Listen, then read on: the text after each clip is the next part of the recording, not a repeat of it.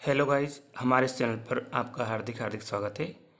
इस वीडियो के अंतर्गत हम आपको किसी फलन का अवकलन किस प्रकार से करते हैं ये बताएंगे। It means differential function of a function. तो यहाँ पर आपके लिए जानना जरूरी हो जाता है फंक्शन ऑफ ए फंक्शन क्या होता है। तो आइए हम प्रश्न को भी हल करते आते हैं और फंक्शन ऑफ ए फंक्शन को भी आपको बताएंगे। तो हम सबसे पहले एक फंक्शन लेते हैं। यहाँ हम ले रहे हैं साइन एक्स क्यूब। ये एक फंक्शन होता है। जैसे कि हम साइन एक्स जानते हैं या साइन थीटा जानते हैं, तो थीटा या एक्स वो फंक्शन वो एक वेरिएबल होता है। लेकिन यहाँ पर साइन एक्स ना आकर एक्स क्यूब आया है, तो यहाँ पर ये क्या है, ये साइन एक फंक्शन है, उसके अंदर पुनः एक्स क्यूब एक दूसरा फंक्शन आ गया है।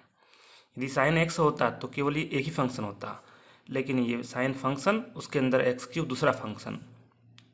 तो इसको डिफ्रेंशिएट हमें करना है। तो सबसे पहले हम इसको मान लेते हैं y। ये जो हमारा प्रश्न है इसमें साइन एक्स क्यूब दिया है, इसको हमने y मान लिया है। तो हमें क्या करना है, y का डिफरेंशियल करना है। तो D Y by D X equal to D by D X sine X cube लिखेंगे। लेकिन यहाँ पर हम पुनः एक्स क्यूब को कोई फंक्शन t मानेंगे। तो देखिए D Y by D X equal to D by D X of sine T, जहाँ टी क्या मान रखा हमने, इसको एक्स क्यूब को हमने टी माना है, ये लिख दिया है। चूंकि एक्स क्यूब को क्या माना गया है, टी माना गया है। तो D Y by D X जो होगा, अब देखिए यहाँ पर साइन टी का differential with respect to X हो रहा है। तो ये जो टी है ये एक्स पे डिपेंड करता है, इसलिए साइन टी का डिफरेंशियल क्या हो जाएगा, कोस टी हो जाएगा।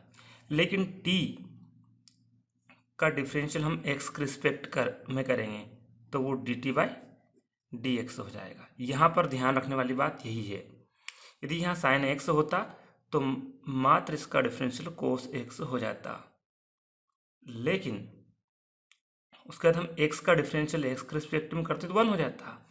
लेकिन यहाँ पर क्या है, टी होने से टी का डिफरेंशियल जब एक्स के रिस्पेक्ट में रहें तो D T by D X लिखना पड़ेगा।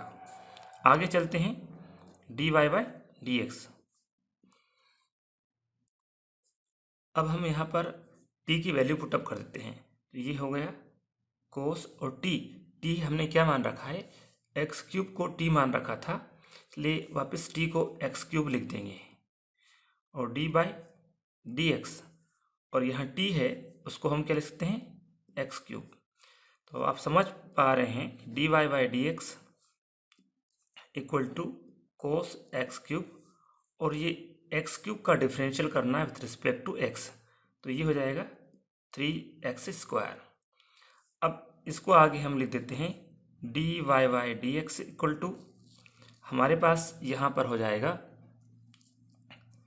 कोस एक्स क्यूब, और 3x² को हम इसके पहले लिख देते हैं।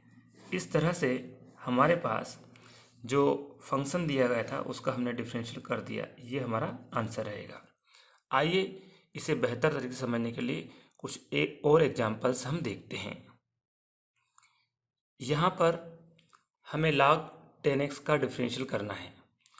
तो देखिए log x होता है पर x ना आकर 10x आया है, तो ये क्या फंक्शन ऑफ फंक्शन हो गया है, क्योंकि log अपने आप में एक फंक्शन है और 10 एक अन्य फंक्शन है। तो ये क्या फंक्शन ऑफ फंक्शन है। तो देखिए इसको हम फिलहाल क्या मान लेते हैं, y। तो इसको हल करने के लिए, सोल्व करने के लिए इसका डिफरेंशियल करना है, ये भी ध्यान रखना है कि इसका डिफरेंशियल करना है। तो हमने इस पूरे पद को log 10x हमें दिया गया था, इसे कहा गया है प्रश्न में कि log 10x का डिफरेंशियल कीजिए। तो इस log 10x को हमने क्या मान लिया, y। तो यहाँ लिख दे रहे हैं हम, माना y equal to log 10x। अब D Y by D X, X के रिस्पेक्ट में डिफरेंशियल करना है, तो D by D X log of 10x, इस तरह से हमने ये लिख लिया। अब आगे हम ये देख पा रहे हैं कि इसमें लॉग फंक्शन है और टेन एक्स अन्य फंक्शन है, तो जो अदर फंक्शन है उसको हम क्या मान लेंगे टी। तो D Y by D X, D by D X log, log किसका फंक्शन है टेन का, और टेन किसका फंक्शन है एक्स का, तो इस टेन एक्स को हम क्या मान लेंगे टी। यहाँ साइड में लिख देंगे, चूंकि हमने टेन एक्स को क्या मान लिया है टी मान लिया है, ये टी हमने माना है तो ये इधर लिख दिया। अब इसके बाद D Y by D X, अब लॉग टी का डिफरेंशियल यदि टी यदि कांस्टेंट होता, लेकिन टी कांस्टेंट नहीं है, टी किसका फंक्शन है एक्स फंक्शन है, यदि टी कांस्टेंट होता या कोई अचर पद होता तो उसका डिफरेंशियल जीरो हो जाता। देखिए यहाँ पर अब लॉग टी का क्या होगा, जिस तरह से लॉग एक्स का होता है उस तरह से इसका 1/t हो जाएगा। फिर टी का डिफरेंशियल करेंगे तो वो क्या हो जाएगा D T by D x हो जाता है। बाय द वे ये एक्स होता तो log x का 1/x हो जाता, फिर x का डिफरेंस करते तो वो 1 हो जाता, लेकिन यहाँ पर x नहीं है t है, इसलिए t का x के रिस्पेक्ट में differential D T by D x होगा। अब हम अगेन जिसको हमने t मान लिया था, 10x को t मान लिया था, तो t को वापस क्या लिख देंगे 10x लिख देंगे। तो यहाँ पर हम 10x t को क्या लिख देंगे 10x, तो 1/10x and D by D X उस टी को लिख देंगे 10x। तो यहाँ पर D Y by D X 1/10x को हम लिखते हैं cot x और 10x का डिफरेंशियल हो जाएगा sec स्क्वायर x। तो यहाँ पर हमारा इस तरह से डिफरेंशियल कंप्लीट हो जाता है, लेकिन हम इसको आगे और सिंप्लीफाई कर सकते हैं। 10 को cot को क्या लिखते हैं cos x बटे में sin x, और sec स्क्वायर x को लिखते हैं 1/cos स्क्वायर x। देखिए हमारे जो डिफरेंशियल की प्रक्रिया तो यहाँ पूर्ण हो चुकी है, लेकिन केवल हम इसको सिंप्लीफाई कर रहे हैं। तो D Y by D X जो हो जाएगा, यहाँ एक कोस कट जाएगा तो ये 1/sin x cos x हो जाएगा, जिसको आगे हम और भी सिंप्लीफाई करें तो D Y by D X 2/2sin x cos x ऐसा हम लिख सकते हैं। 2 और 2 से मल्टीप्लाई क्यों कर दिया, क्योंकि यहाँ पर 2sin x cos x sin 2x हो जाता है, तो ये हमारे पास हो जाएगा D Y by D X 2/sin 2x। इस sin 2x को हम आगे चलकर ये लिख सकते हैं 2/sin 2x, ऊपर जब जाएगा तो ये cosec 2x हो जाएगा। तो इस तरह से हमने यहाँ पर इस प्रश्न को सोल्व कर लिया है। आइए एक अन्य उदाहरण को और समझते हैं। तो इस प्रकार हमने एक अन्य प्रश्न और नोट कर लिया है e⁴ cos x, इसका भी हमें डिफरेंशियल करना है। फिर हम यह समझ लेते हैं e⁴x हम जनरली पढ़ते हैं तो वो एक ही फंक्शन होता है, लेकिन e की पावर जो x ना होकर वो cos x है, तो इस तरह से ये फंक्शन ऑफ फंक्शन हो जाता है। तो इसका भी हम डिफरेंशियल करने के लिए इस e⁴ cos x को हम फिलहाल क्या मान लेते हैं y, और ये माना लिख दिया। इसको हम क्या कर रहे हैं सोल्व कर रहे हैं। तो यहाँ पर D Y by D X क्या हो जाएगा D Y by D X of D by D X of e⁴ cos x। Next step में D Y by D X D by D X of e⁴ cos x को हम क्या मान लेंगे t। यहाँ हमने t मान लिया, t कोई कांस्टेंट नहीं है, ये चर है, क्योंकि t किसको माना है cos x को, और cos x किसका फंक्शन है x का फंक्शन है। यह लिख देते हैं चूंकि cos x = t, ये हमने माना है। अब देखिए हमें डिफरेंशियल किसका करना है e⁴t का, लेकिन किसके रिस्पेक्ट में करना है x के। तो यहाँ पर e⁻t का इंटीग्रेशन e⁻t ही होगा, लेकिन t का डिफरेंशियल करना भी बाकी है, तो वो क्या हो जाएगा, dt/dx हो जाएगा।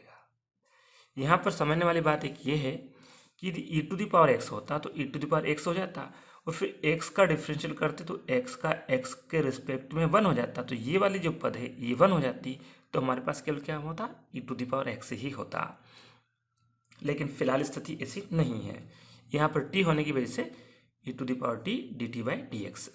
अब t को रिटर्न करेंगे, t को क्या लिख सकते हैं अगेन, cos x, क्योंकि पहले cos x को क्या लिखा था, t, तो इस t को वापस रिटर्न करेंगे, तो dy/dx, e और t मीन्स क्या हो गया, cos x, तो इसे cos x लिख देंगे, dy/dx of cos x, again dy/dx equal to e⁻cos x,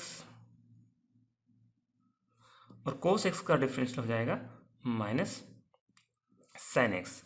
इस तरह से हम इसको आगे क्या लिख सकते हैं, dy/dx इक्वल टू, इन दोनों को यदि मल्टीप्लाई करें तो minus sin x into e⁻cos x, ये हमारा आंसर रहेगा।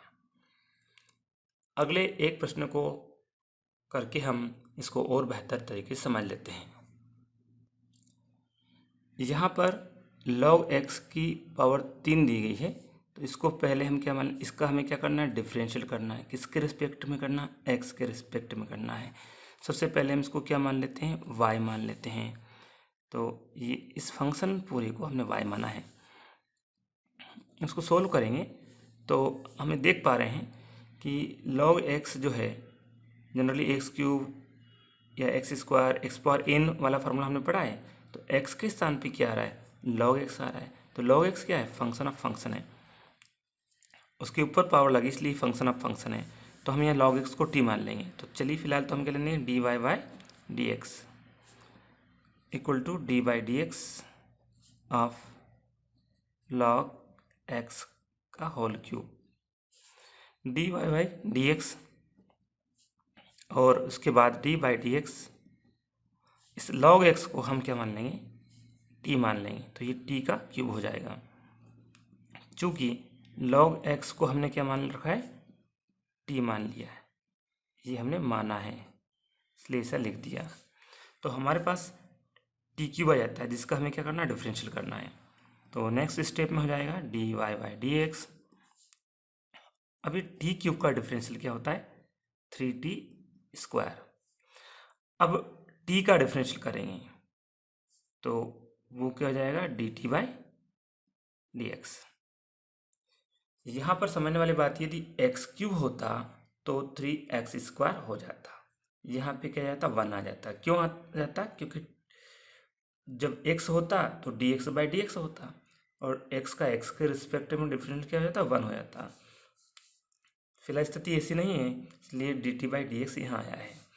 अब t को तो रिटर्न करना है, t को रिटर्न क्या करेंगे, t की वैल्यू क्या है, log x, तो dy/dx 3, और t को हम लिख देंगे log x का स्क्वायर, और नेक्स्ट स्टेप में dy/dx और t को लिखेंगे log x।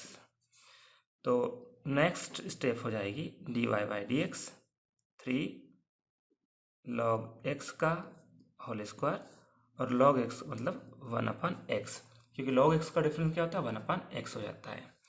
इस तरह से हमारे पास जो फाइनल डिफरेंशियल ये हो जाता है dy/dx 3 log x का स्क्वायर/x। फिलहाल हमें प्रैक्टिस नहीं है, इसलिए इस तरह से हमें t मान के करना पड़ रहा है, लेकिन जब प्रैक्टिस हो जाएगी तो सीधे ही आप यहाँ से यहाँ पर जंप कर सकेंगे। ये आपको कुछ प्रश्न करने के बाद आपको आइडिया आ जाएगा। तो हमारे इस वीडियो को देखने के लिए बहुत बहुत धन्यवाद साथियों। जय हिंद, जय भारत।